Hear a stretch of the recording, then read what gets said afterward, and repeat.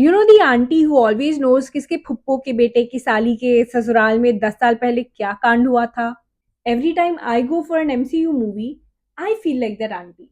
Because you're expected to know which villain appeared in which previous movie or no, wait, series. I'll tell you why I'm saying this. Captain America Brave New World was marketed to madness with the most physically recognizable villain of a different superhero, the Hulk. How on point and coherent do you think the movie would be? Brave New World is indeed a very brave attempt at two things.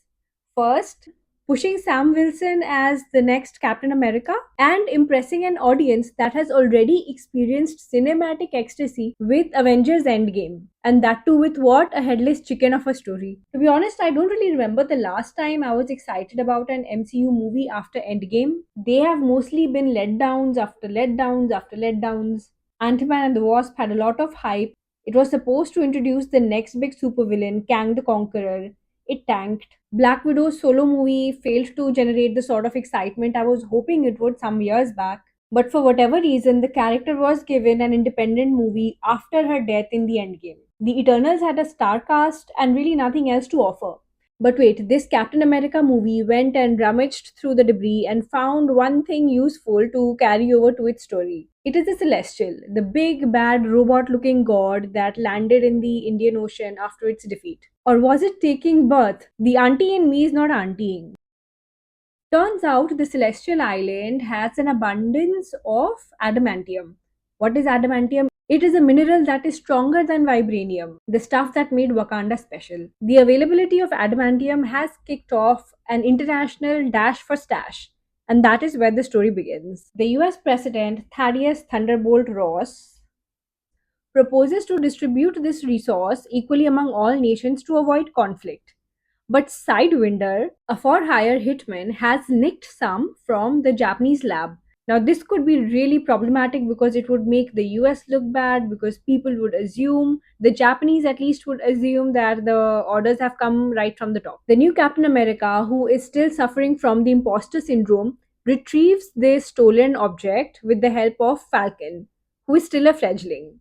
Balance is restored, and just as the stage seems ready to take the treaty for equal distribution of adamantium ahead in the White House, Isaiah Bradley, an ex super soldier, tries to gun down the president in the middle of a speech. It is a failed attempt. He tries to escape but is caught, and when he's caught, he loses memory of doing all that daredevil giri in the White House. The mystery boils down to mind control by a supervillain, the leader. But wait a minute, what is the leader doing in a Captain America movie? He is the Hulk's hate mate. A little background. The leader, whose actual name is Samuel Stearns, is one of Hulk's most intelligent and dangerous adversaries. Unlike the Hulk, whose gamma mutation manifested as raw physical power, in Samuel Stearns, it made him really good in maths.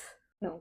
It amplified his intellect to superhuman levels. This makes him a very cunning strategist and a master of scientific manipulation. General Ross had imprisoned him so that he could work on a treatment for a health issue which General Ross was undergoing. It was about to take his life. The sneaky bitch snuck something into the pills, and now General Ross slash the president has the chemical concoction it takes to turn into the Red Hulk in his body.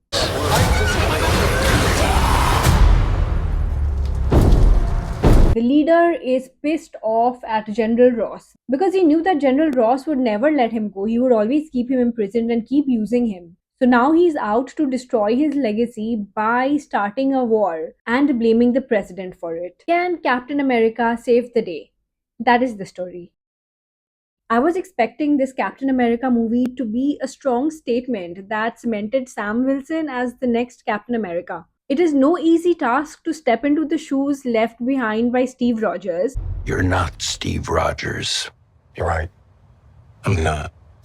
But Sam Wilson questioning his worthiness is a little overdone now. Sam needs to own the shield, not just borrow it. And it demands a truly cinematic moment. A story beat so strong it eradicates all signs of doubt. Sam Wilson needed a trial by fire to convince not just himself but the audience that yes, he is the real deal. But Brave New World plays it very safe, and the stakes never really feel high, and all the conflicts fizzle out. It is known that the final movie is a product of 100 surgeries. It was done and redone a lot of times. The studio, as usual, has meddled with the director's vision, and the gaps are very obvious. One brain sore is that characters appear briefly, they do not live up to their potential or stature as depicted in the comics, and then they're just done away with. Red Hulk is reduced to a person with a temper tantrum who is brought under control by just asking him to calm down. Red Hulk is not just a brute force villain, he's a twisted reflection of the Hulk, an embodiment of you become what you hate. General Ross's obsession with the Hulk, his burning desire to capture and control that raw power, ultimately transforms him into the very thing he despises. This makes the Hulk's absence from the Captain America movie so baffling. How can you explore the duality of Red Hulk without the force that defines him? It's definitely a missed opportunity to explore the psychology of this negative character. Okay, so once he calms down, he is in a lockup and tests are being run to reverse the effects of the gamma radiation pills. So, what does this mean? No more Red Hulk in the MCU? What a waste.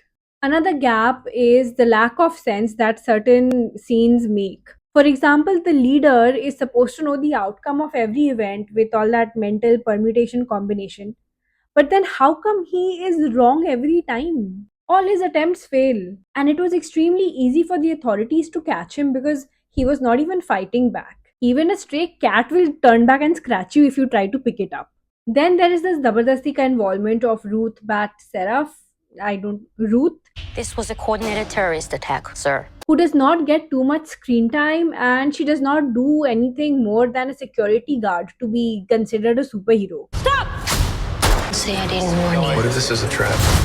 There is a cameo by Bucky where he does not do anything Bucky type. He doesn't even look like Bucky. He turns up to announce that he's running for Congress, which is really confusing because Thunderbolts is coming up and he's one of the leads. All this timeline to and fro is such a turn off. And I've stopped asking questions like why don't the other superheroes turn up even in crucial moments when their president is turning into a red monster and a zero super soldier serum man with wings is expected to bring the crisis under control with pep talk? The actors have done a good job with the performance. Keep in mind, this is not some deep psychological thriller or some social commentary. It is an MCU movie, and by that standard, the acting was good. Although Anthony Mackie does not have the presence suited to Captain America, he is convincing as a guy with imposter syndrome. Maybe because he's feeling it in real life. I mean, surely it's not easy to step out of Chris Evans' shadow. Did you know Harrison Ford always wanted a cinematic death of Han Solo because he thought Star Wars was stupid? And then he went and signed up for this generic Marvel slop. I think he should have played a bigger, more important role in the MCU with more screen time. He just seems too big for General Ross, who does not even get proper focus in any of these movies. Danny Ramirez is fresh as the over enthusiastic Falcon. Giancarlo Esposito was really good given that he's already known for playing cunning and manipulative characters. He already did that in Breaking Bad and The Mandalorian. Esposito was a perfect fit for Sidewinder. Although in the comics, Sidewinder has some Nagin powers, and over here he's more of a mercenary.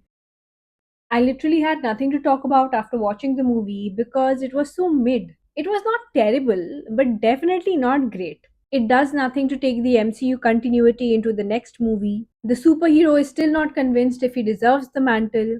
And more conspicuously, he looks like he's been accidentally put in a Hulk movie. There are no big moments. A war could have broken out between USA and Japan, but it doesn't. Red Hulk could have wreaked complete havoc, but he doesn't. He only breaks the White House in some parts, which will be fine with some JCB reconstruction. And surprisingly, there are not enough airborne combat scenes which the movie could have delivered because, after all, flying is the only thing that Sam Wilson has over Steve Rogers. The sky is his turf. The post credit scene was also so wishy washy. The leader warns Sam Wilson that something is coming, and this vaguely has something to do with the multiverse. Is it Kang? Is it Doom? Who is it? We don't know. There's nothing solid to look forward to. I would say that compared to other MCU movies like Thor and Doctor Strange, this movie is grounded. Similar to The Winter Soldier, there is no magic or god or aliens.